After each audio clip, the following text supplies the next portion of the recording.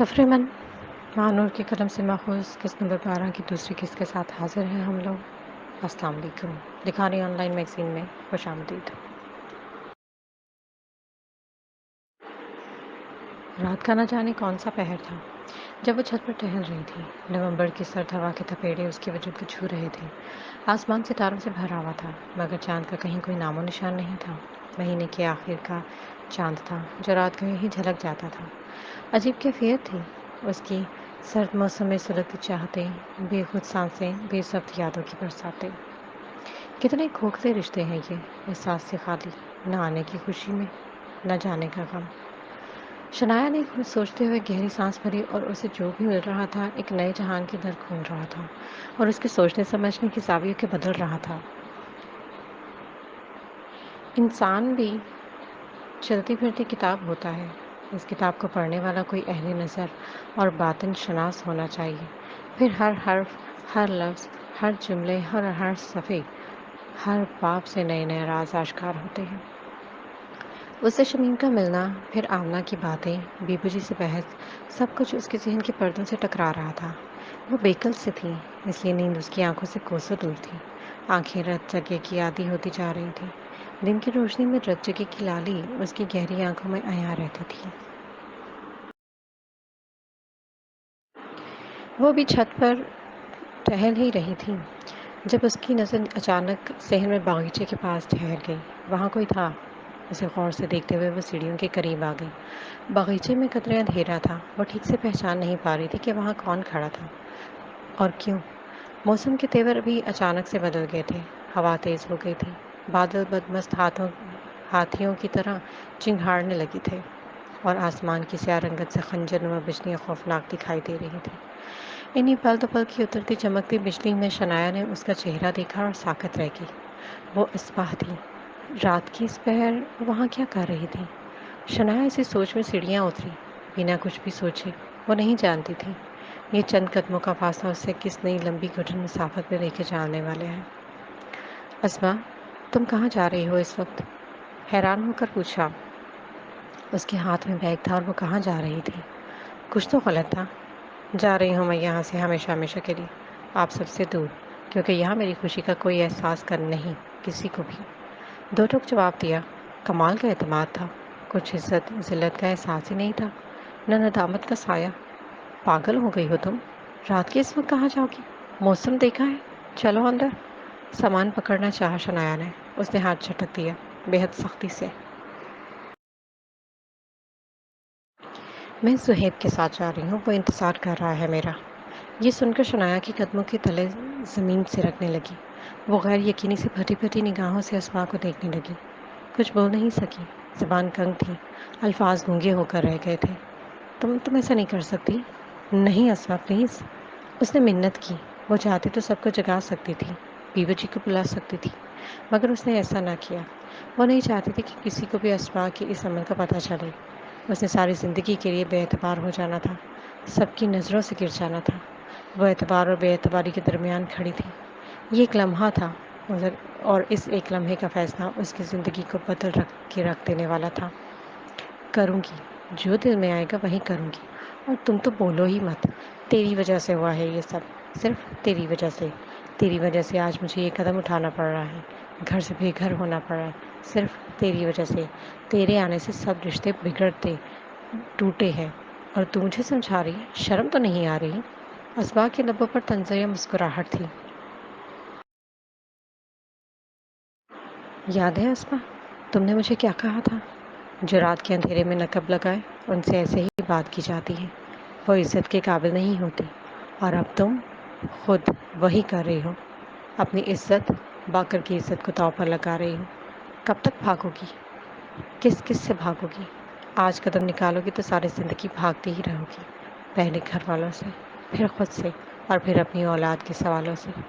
دیکھو اسما، مت جاؤ پلیز، میں سب کچھ ٹھیک کر دوں گی، ٹرسٹ می۔ تم ٹھیک کرو گی سب؟ اسما نے طنزیہ ہنکارا بھرا اور جانے لگی۔ تبھی شنایا آگے کھڑی ہوگی اور راستہ لوٹ لیا۔ اس کے عمل پر اسما نے اسے کھا جانے والی نظروں سے گھورا۔ ہٹ جاؤ میرے راستے سے، تڑک کر کہا، اور وہ اسے دھکا دے دیا۔ وہ پیچھے لڑکھڑائی، بمشکل سنبھلی، راستہ نہیں چھوڑا۔ ہوا آندھی کی شکل اختیار کر گئی تھی۔ موسم خطرناک ہو گیا تھا۔ کیوں روکنا چاہتے ہو مجھے؟ کیا کرو گی میرے لیے؟ بڑی فکر ہو رہی ہے نا میری، تو بتاؤ کیا کرو گی؟ چلی جاؤ گی یہاں سے، ہم سب کی زندگی سے دور؟ ہاں بولو، اب چپ کیوں ہو؟ کیونکہ تیرا یہاں ہوتے ہوئے تو سب کچھ، تو کیا کچھ بھی ٹھیک نہیں ہو سکتا۔ ہر دھرمی کی انتہا تھی۔ میں چلی جاؤں گی، اگر میرے جانے سے سب ٹھیک ہوتا ہے تو میں چلی جاؤں گی، ہمیشہ کے لیے۔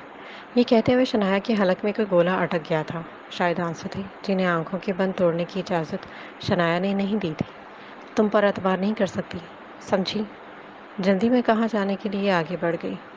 ایک موقع تو دے سکتی ہو۔ اس جملے میں التجا تھی جو شنایا کے لیے بےحد مشکل کام تھا، مگر وہ کر گئی تھی۔ اس کی محبت کی آزمائش تھی، وہ اس آزمائش میں سے سرخرو ہونا تھا۔ پاکر زبان کی عزت کے لیے اسے اپنے من کو مارنا تھا، پیچھے ہٹنا تھا، یہ ضروری ہو گیا تھا۔ وہ ابھی وہیں کھڑی تھی، ہلکی ہلکی رم جھم شروع ہو گئی تھی۔ وعدہ؟ آسمان نرم پڑی۔ اس بار زبان پر ہی اعتبار کر کے دیکھ لو۔ کب جاؤ گی؟ تو ٹک پوچھا۔ جلد ہی، شنایا نے اٹک کر کہا۔ وہ پہلی بار یوں اٹکی تھی۔ اسما اگلے ہی پل پیچھے مڑی، قدم اندر کی جانب بڑھا دیے، اور شنایا نے آنکھیں میچ لیں۔ شدت غم سے دل پھٹنے کو تھا۔ بجلی تیزی سے کڑکنے لگی تھی، اور وہ بلا خوف وہاں پر ہی کھڑی بھیگ رہی تھی۔ چند پل اسی کیفیت میں گزرے تھے، اور اگلے ہی لمحے اس نے مرلے قدم سیڑھیوں کی جانب بڑھا دیے تھے۔ اسے اپنے کمرے میں جانا تھا۔ فاصلہ بڑھ گیا تھا شاید، اور دل کا درد بھی، اور حل ابھی اسے ڈھونڈنا تھا۔ بارش آندھی کی وجہ سے بجلی چلی گئی تھی، حویلی اندھیرے میں ڈوب گئی تھی۔ اس نے بمشکل موم بتی جلائی اور ہٹ کر پلنگ پر بیٹھ گئی۔ وہ سو نہیں سکی تھی، بارش سے کہیں زیادہ نمی اس کی آنکھوں میں تھی۔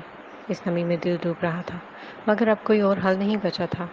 اس نے اسما کو زبان دی تھی، اسے اپنی زبان کا اعتبار بنانے کے لیے اپنی کمٹمنٹ پوری کرنی تھی، وعدہ وفا کرنا تھا۔ سوتے جاگتے اس نے رات گزاری، صبح جلدی ہی وہ اٹھ گئی۔ ابھی دھندلکا سا تھا، صبح کا نور پھیلنے والا تھا۔ اس کا پہلی بار دل چاہا وہ نماز پڑھے، مگر اسے نہ تو وضو کا طریقہ معلوم تھا، اور نہ ہی نماز پڑھنے کا سلیقہ۔ اس نے خود کو جی بھر کر لعنت ملامت کی، اور کمرے سے نکل کر نیچے آ گئی۔ بے اختیار اس کی نگاہیں باغیچے کی طرف اٹھی اور تھم گئی۔ وہاں پاس جا کر وہ رک گئی۔ پودے صاف ستھرے نہائے ہوئے لگ رہے تھے، وہاں تھوڑا تھوڑا پانی موجود تھا۔ وہ بھی وہیں کھڑی تھی جب شناسا آواز نے اسے اپنی طرف متوجہ کیا۔ وہ اس آواز کو پہچانتی تھی، تبھی مسکرا کر پلٹی۔ سامنے آمنہ تھی، اور پھر دونوں ساتھ ساتھ کچن کی طرف بڑھ گئی تھی۔ شنایا کا یہاں یہ آخری دن تھا شاید۔ دن چڑھ آیا تھا، سب نے ناشتہ کر لیا تھا۔ ناشتے کی میز پر بیبو جی ہنوز خاموش رہی تھی۔ وجہ ایک دن پہلے ہونے والے ناصر اور زہیب کا جھگڑا تھا۔ انہوں نے ناصر کو تو سمجھا دیا تھا، مگر زہیب سے ان کی ملاقات نہیں ہو سکی تھی۔ وہ گھر میں نہیں تھا، یہ کوئی نئی بات نہیں تھی۔ وہ اکثر گھر سے باہر ہی رہتا تھا، پانی کی طرح پیسہ بہاتا تھا، کرتا کچھ بھی نہیں تھا۔ اسی بات پر دونوں کا جھگڑا ہوا تھا، اور بات ہاتھا پائی تک جا پہنچی تھی۔ جو کچھ نہ کر سکتا ہو اس کی زبان بہت زیادہ چلتی ہے، اور وہ زبان چلا کر سمجھتا ہے کہ اس نے کوئی بڑا مارکا مار لیا ہے۔ شنایا ہر چیز کو الوداعی نظروں سے دیکھ رہی تھی۔ اس بات کو آمنہ نے بھی محسوس کیا، مگر شنایا نے کوئی تسلی بخش جواب نہیں دیا، بس خاموش نگاہوں کو جھکا گئی تھی۔ اس وقت صبح کی رونق ماند پڑ چکی تھی جب دروازے پر دستک ہوئی۔ فقیر نے صدا بلند کی۔ آمنہ نے شنایا کو پیسے دیے کہ وہ دروازے تک گئی۔ دروازہ کھولا۔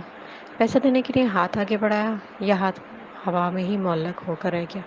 وہ جم گئی، ساکت ہو گئی۔ وہ اسے جانا پہچانا سا لگا، عجیب سا انسیت کا احساس ہوا تھا۔ چند پر لگے تھے اسے سب کچھ یاد آنے پر۔ آپ؟ شوقت انداز میں شنایا کے لب ہلے۔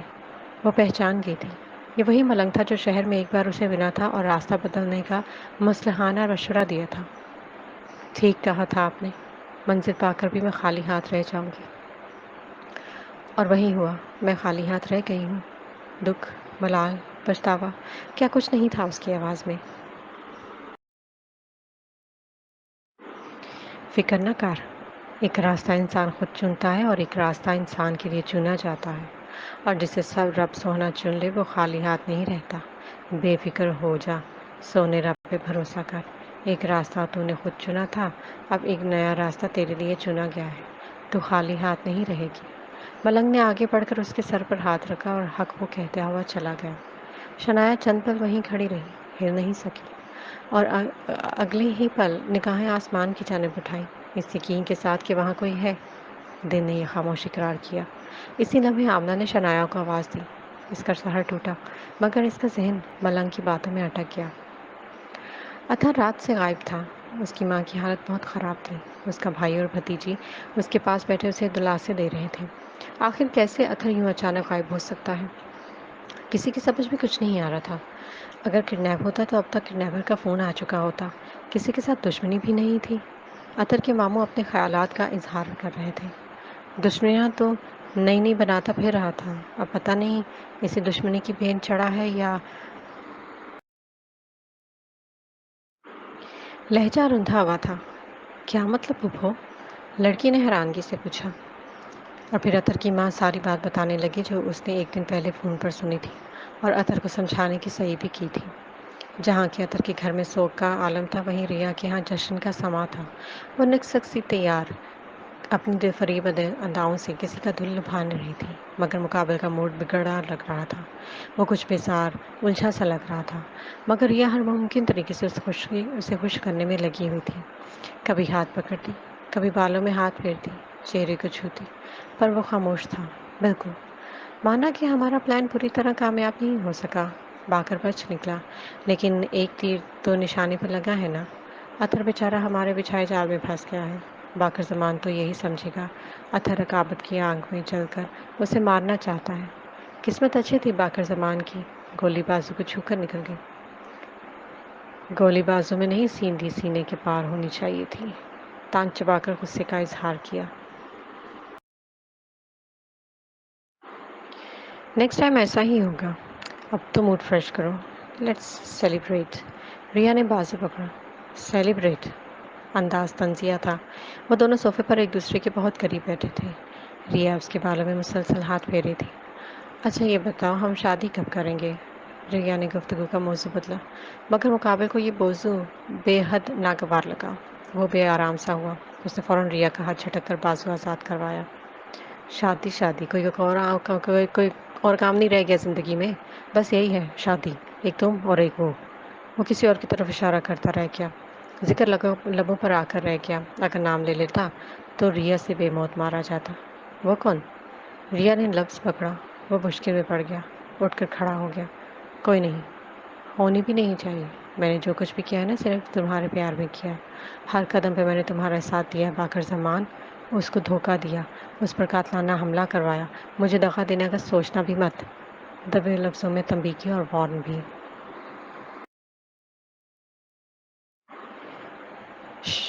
اس نے گلابی لبوں پر مقابل نے انگلی رکھی، چہرہ قدرے قریب کیا اور اپنی سانسوں کی مہک اس کے چہرے پر پھونکی۔ وہ سرگوشیانہ آواز میں بولا، دیواروں کے بھی کان ہوتے ہیں، ذرا سنبھل کے۔ ریا نے مسکرا کر اس کا ہاتھ تھام لیا اور دونوں پلٹ کر صوفے پر بیٹھے ایک دوسرے میں مگن ہو گئے۔ وہ ایسا ہی تھا، چھپ کر وار کرنے والا، کمزور پہ طاقت آزمانے والا، اپنا کیا دوسروں کے سر ڈالنے والا، جیسے اب اس نے اپنا کیا اطہر کے سر ڈال دیا تھا، اور ریا کے پیچھے چھپ کر باکر زمان کو نقصان پہنچانے کی کوشش میں تھا۔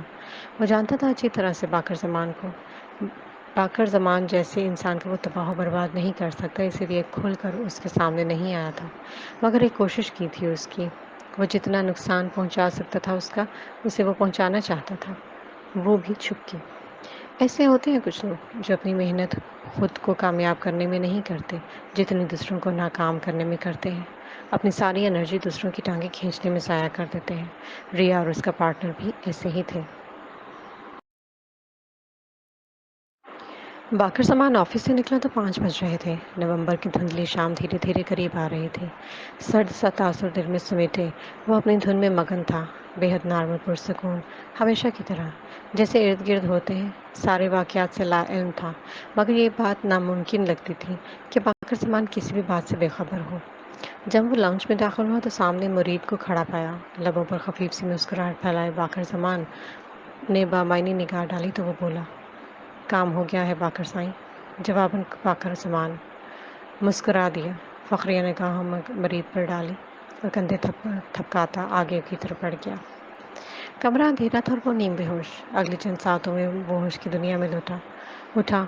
उसे अपना सर चकराता हुआ महसूस हुआ, बेहद भारी पपूटे। दोनों हाथों से सर को जकड़े वो बेड से उठा। इतने में अचानक कमरा रोशन हो गया। वो सूरत हाल को कुछ समझ नहीं सका था कि उसके साथ हुआ क्या था और कहाँ क्या था। इस पर किसी ने पानी का गिलास उसे थमाया। अतः ने फौरन पकड़ लिया और पी गया। हलक खुश्क हो रहा था उसका, मगर अब पानी पीने के बाद उसे बेहतर लग रहा था। हिसियात कुछ काम करने लगी थी। उसने कमरे का जायजा लिया। वो साफ सुथरा कमरा था। अभी तक वो पूरी तरह मजबूती से खड़ा नहीं हो पा रहा था। अचानक से वो लड़खड़ा कर गिरने लगा तो उसे किसी के मजबूत हाथों ने संभाल लिया। अतर ने कुछ ना समझते हुए चेहरा मोड़कर देखा और चौंक कर सीधा हुआ। 2 कदम पीछे हटा। चेहरा गुस्से से सुर्ख पड़ गया। आंखें दहक पड़ी। आप, करख्त लहजे में बोला और हाथ पकड़ जमान के गिरबान की तरफ बढ़ाए। इतने में पीछे खड़े 2 आदमियों ने उसे सख्ती से पकड़ लिया। बाकर जमान मुस्कुरा दिया और अतर के इस अमल को नादानी समझकर इग्नोर कर दिया। आंखों के इशारे से दोनों आदमियों को जाने का कहा। वो हुक्म पाते ही उसे छोड़कर चले गए। तुम्हारी वालदा का कल से पता नहीं क्या हाल होगा। थोड़ी देर रेस्ट करो, खुद को संभालो और फिर चले जाना। कल से? मैं यहाँ हूँ। क्यों रखा हुआ था मुझे? अतहर ने सवाल किया और फिर खुद ही सारी सूरत हाल समझ गया। कदरे संभल कर बोला, मैंने आप पर हमला नहीं करवाया। मुझे वो मज़ीद कुछ कहना चाहता था। जानता हूँ, इसलिए अभी तक अपने कदमों पर खड़े हो। जा सकते हो अब तुम। उजलत में कहकर बाकर जमान जाने लगा। वो मैं अंदाज धीमा माजरत ख्वाना था। बाकर जमान ने पलट कर एक निगाह इस पर डाली। वो बेख्तियार निगाहें झुका गया। यही एहसास था, शर्मिंदगी का। बाकर जमान चला गया। अतर हैरत ज़दा था। जब बाकर जमान को सारी हकीकत का इल्म था तो उसे एक दिन और एक रात कैद में बेहोश करके क्यों रखा था? उसके पीछे क्या वजह थी या कोई चाल थी? इस सवाल में उलझा वो घर पहुंचा और उसे सही सलामत देखते ही माँ एक पल में जी उठी थी।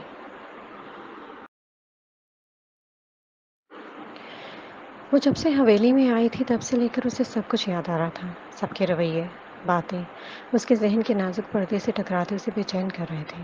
पिछले चंद महीनों के सारे मंजर एक के बाद दीगरे उसकी आंखों में झिलमिला रहे थे। वो खुद साख्ता आंखें मींच गई और सोचने लगी। दिल बार बार कहता था मत जाओ। सवाल करता था कहाँ जाओगी, कैसे रहोगी बाकर जमान के बिना। ये ज़िंदगी का सफ़र उसके साथ वो के बिना मुश्किल हो जाएगा। और दिमाग दलील देकर कहता चली जाओ, यहाँ तेरा कुछ नहीं, बाकर ज़मान तेरा नहीं और कभी होगा भी नहीं। फिर क्या करूँगी यहाँ रहकर? दिमाग कहता तेरी वजह से सब कुछ बिखर गया। आयशा का रिश्ता टूट गया। गुलजार अहमद की फैमिली ने बीबू जी के दस्तरखान पर आना छोड़ दिया। ये गम बीबू जी के लिए क्या कम नहीं था? हरगिज़ नहीं। शनाया ने एकदम आंखें खोली। जहन में कुछ क्लिक हुआ था। ये सुहेब जैसा नज़र आता है। वैसा नहीं, पर मेरी बात पे यकीन भी कौन करेगा? बेहतर यही है मैं यहाँ से चली जाऊँ। हाँ, यही बेहतर है। यही सोचते हुए पुख्ता इरादा किए खिड़की के पास से हटी। अलमारी के पटवा किए, बैग निकाला। फिर कपड़े बैग की तह से लगाते और बैग में रखने लगी। कपड़ों को बैग में रखते हुए एक पल को उसके हाथ थम गए। उसने दोबारा कपड़ों को छुआ। ये कपड़े उसके लिए बाकर जमान ने खरीदे थे। नफरत से या नापसंदीदगी से ही सही, मगर खरीदे तो खुद थे। कुछ दिया तो था। जो दिया था और वो शनाया के लिए मताया बेबहा बन गया था। महबूब से जुड़ी हर चीज़ प्यारी होती है। वो कभी आम नहीं होती, मुहिब की तरह। बिलोस लागर्स खलूस उसे आम रहने नहीं देता। उसे दुनिया की ख़ास तरीन और बेहतरीन चीज़ बना देता है। महबूब की तरफ से दी गई कोई भी चीज़ मुहिब को जान से भी ज़्यादा अजीज़ होती है। वो सारी पैकिंग कर चुकी तो उस आए और तेज़ी से कहा, गफूर चाचा गाड़ी में इंतज़ार कर रहा है तेरा, जल्दी आओ। ये कहकर वो रुकी नहीं, उजरत में चली गई। असमा ने ही उसके जाने का सारा इंतज़ाम करवाया था। गुलजार अहमद को कहा था और उन्होंने गफूर को तैयार कर दिया था। वैसे तो और भी ड्राइवर था, मगर सवारी घर की थी और सफ़र भी रात का था, तो इसलिए गुलजार अहमद ने गफूर को तैयार किया था। शनाया बैग उठाए दरवाजे की तक आई, रुक कर मुड़ी और कमरे को एक नज़र देखा। एक पल को इसका दिल मुट्ठी में आया। दर्द सा हुआ, आंखें नम हुई और चेहरा तारीक। अगले ही पल उसने खुद को संभाला, मगर इस कमरे को छोड़ते हुए उसे अजीब सी तकलीफ हो रही थी। पिछले चंद माह से वो इसमें मुकीम थी। उसे अच्छा खासा लगाव हो चुका था। ये कमरा उसकी तन्हाइयों का साथ ही रहा था। उसके रोने, बिलखने, सिसकने, सुलगने का गवाह था। इसी कमरे में वो खुद से मिली थी। पहली बार उसके मुंह से लफ्ज़ अल्लाह निकला था और इस नाम की गूंजा भी इस कमरे की खामोश फिजा में इरताश पैदा करती थी। कमरे से निकलकर चलती हुई वो छत पर रुकी, गर्दन उठाई, गाँव को निगाहों में समेटा, जो अंधेरे में डूबा हुआ था। कहीं कोई एक आध रोशनी जगमगा रही थी, जो इस बात की निशानदेही थी, वहाँ कोई जाग रहा था, वरना गाँव के लोग जल्दी सोने और जल्दी उठने के आदी होते।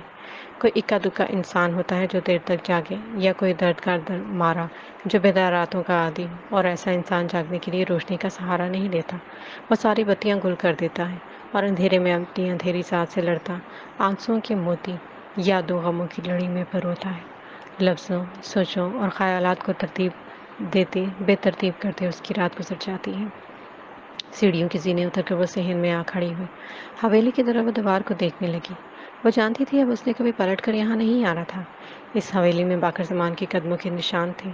उसकी सांसों की महक इस फिज़ा में घुली हुई थी। वो सब महसूस कर सकती थी। उसकी मौजूदगी में वो एक बार आया था, और यह एहसास शनाया की बेकरार धड़कनों में इर्ताश पैदा कर दिया था। वह बेखुद बेकल सी हो जाती थी। मनपसंद शख्स खबर बनकर भी आए तो धड़कनों में उथल पुथल सी मच जाती है। कायनात की हर चीज़ खुशी में मसरूर झूमती दिखाई देती है। फिजा में घुली भीनी भीनी सी महक दिलो दिमाग को मुअत्तर करती है। और बाकर जमान खबर बनकर नहीं, खुद आया था, और अपनी मौजूदगी का दिलफरेब दिलकश सा हिसार और कदमों के निशान छोड़ गया था। तेरे जाने से सब ठीक हो जाएगा। आमना अचानक से उसके सामने आन खड़ी हुई। शनाया ने उसे शाम को ही बता दिया था कि वो जाने का फैसला कर चुकी है। आमना ने समझाना चाहा था, पर शनाया ने कुछ न समझा। वो कमज़ोर नहीं पड़ना चाहती थी। पता नहीं भाभी, सब ठीक होगा या नहीं, मगर इतना ज़रूर है कि मेरी मौजूदगी से मज़ीद ख़राब कुछ नहीं होगा। मैं जानती हूँ कि सबकी ज़िंदगियों में बहुत मुश्किलात हैं, बस मैं इन मुश्किलात में इजाफे की वजह नहीं बनना चाहती। मैं उससे मज़ीद बोलना चाहा। तुम गलत समझ रही हो शायद। तुम किसी की मुश्किल की वजह नहीं हो। सबके अपने अपने अमाल हैं, और अमाल। शनाया ने ज़ेरे लफ्ज़ ये लफ्ज़ दोहराया और मज़ीद गोया हुई। सही कह रही हो तुम। अमाल, ये मेरे अमाल ही तो हैं जो मुझे कहीं ठिकाना नहीं मिल रहा। शनाया की आवाज़ रुंध थी, भीगी थी, एक सोज होक थी, बेकरार दिल की। तुम भी आजकल पता नहीं क्या क्या सोचती रहती हो, आमना ने जवाबन कहा। ये शऊर आगाही की रोशनी भी बाज़ औक़ात इंसान को बहुत मुश्किल में डाल देती है। जब ये इंसानी ज़हन पर वार होती है तो उसे सब कुछ साफ साफ दिखाई देने लगता है, हत्ता कि अपनी औकात भी। उसे सही और गलत का फ़र्क समझ आ जाता है, और जब सही और गलत का फ़र्क समझ आ जाए तो फिर इंसान अंधाधुंध सफ़र नहीं करता। उसे किसी एक के रास्ते का इंतखाब करना होता है, सही का या गलत का। तुम समझती हो कि अब तुमने सही रास्ता चुना है। लहजा तो था। मुझे यही सबके हक़ में बेहतर लगता है। दुआ करना मेरा इंतखाब गलत भी है तो अल्लाह उसे सबके हक़ में बेहतर कर दे। पता नहीं मेरी दुआओं में असर होगा या नहीं, लेकिन फिर भी मैं दुआ करूँगी अल्लाह बेटा दे तुम्हें और बहुत सारी खुशियाँ अता करे। पुरखलूस अंदाज था। अब कहाँ जाओगी? डॉक्टर के पास तो नहीं जाओगी, इतना तो मैं जानती हूँ। आमना ने उसके दोनों हाथ थामे। शनाया की लबों पर नामुकम्मल उदासी मुस्कुराहट बिखरी। आंसुओं का गोला अंदर कहीं अटका हुआ था, जो पलकों तक शनाया ने आने नहीं दिया था, और वो अंदर एक तबाही मचा रहा था। अगले ही पल खामोशी से आमना के गले लग गई थी वो। कुछ लम्हों बाद पीछे हटी, बिना उसकी तरफ निगाहें उठाए बैग उठाया और जाने लगी। 2 कदम चली, फिर रुक गई। हैंडबैग से कागज़ निकाला, मुड़ी और आमना से मुखातिब हुई। तुमने कहा था बेकुची उर्दू पढ़ लेती है, ये उन्हें दे देना। मिल के नहीं जाओगी उनसे? कागज़ पकड़ते हुए पूछा। शनाया बोली नहीं, बस नफ़ी में सर हिला दिया और पलट कर तेज़ी से जाने लगी। बाकर के बिना कैसे रहोगी? ज़िंदगी भर। लफ्ज़ ज़िंदगी भर को आमना ने अलग करके अदा किया, क्योंकि वो जानती थी अब वो कौन सा साथ था उसकी। लेकिन ज़िंदगी भर तो दूर नहीं रहना था। कभी तो उसने रिश्ते को कबूल कर ही लेना था। अब न सही, पर कभी तो। शनाया कुछ नहीं बोली, बस कदम पल को पाकर ज़मान के ज़िक्र पर थमे। फिर वो आगे बढ़ गई। जो कुछ कर रही हूँ उसी के लिए कर रही हूँ, उसकी इज्जत के लिए। पहले जो किया इज्जत में किया, और अब मोहब्बत में कर रही हूँ। ये सोचते हुए वो दरवाज़ा अबूर कर गई। सामने गाड़ी खड़ी थी। गफूर ने आगे बढ़कर बैग पकड़कर डिक्की में रखा। इतने में शनाया गाड़ी में सवार हो गई थी। गाड़ी में सवार होने से पहले एक आखिरी और अलविदाई निगाह हवेली पर डालना नहीं भूली थी वो।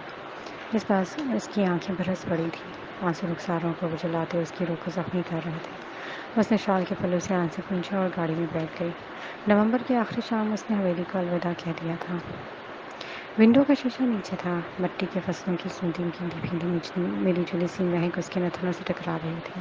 ٹھنڈی ہوا اس کے درد میں سلگتے وجود کو ٹھنڈک پہنچانے کی صحیح میں تھی، مگر ناکام تھی۔ اس کا من جل رہا تھا، خالی خالی نگاہوں سے باہر بھاگتے مناظر کو وہ دیکھ رہی تھی۔ درختوں، فصلوں کو گاڑی پیچھے چھوڑتی جا رہی تھی۔ گاڑی آبادی سے باہر نکل رہی تھی، وہاں سنسان جگہ تھی، خاردار جھاڑیاں تھیں۔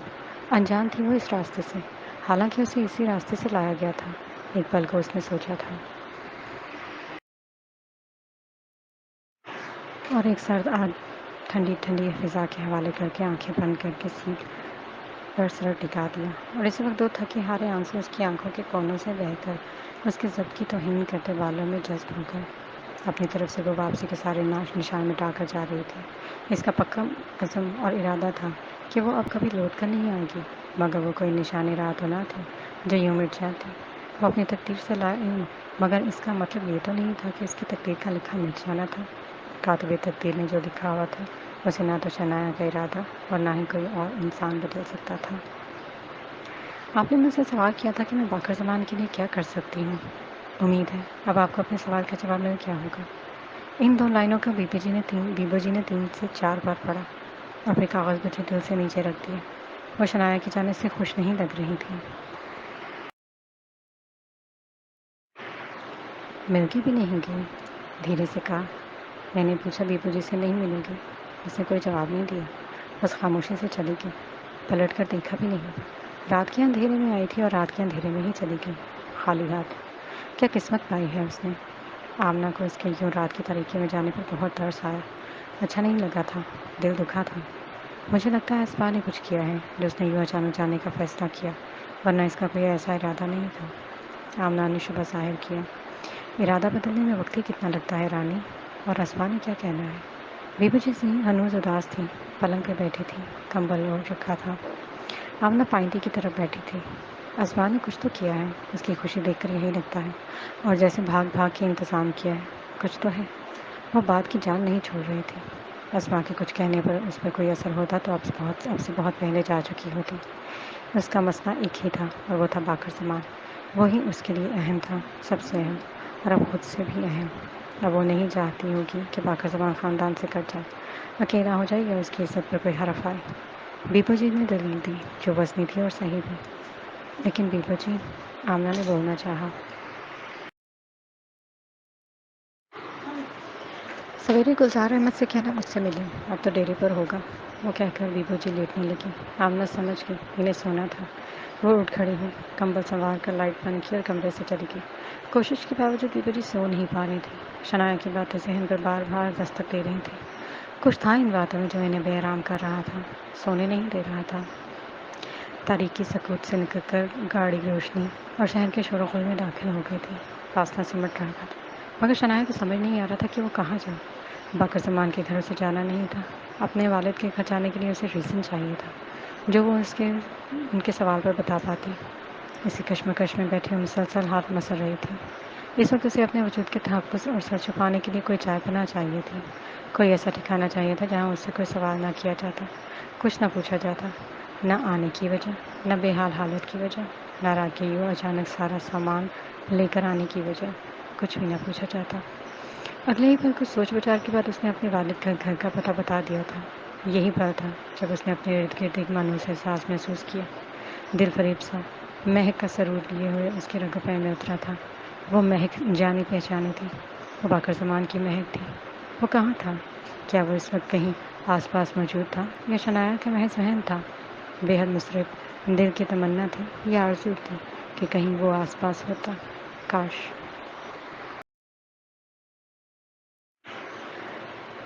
انشاءاللہ ملتے ہیں اب اگلے ایپیسوڈ میں۔ ہمارے چینل کو لائک اور سبسکرائب کرنا مت بھولیے گا، بیل آئیکن کو دبا لیجیے گا، اور اب کمنٹ سیکشن میں اپنے کمنٹ کے ذریعے ضرور بتائیے گا کہ آپ کو یہ ناول کیسا لگ رہا ہے۔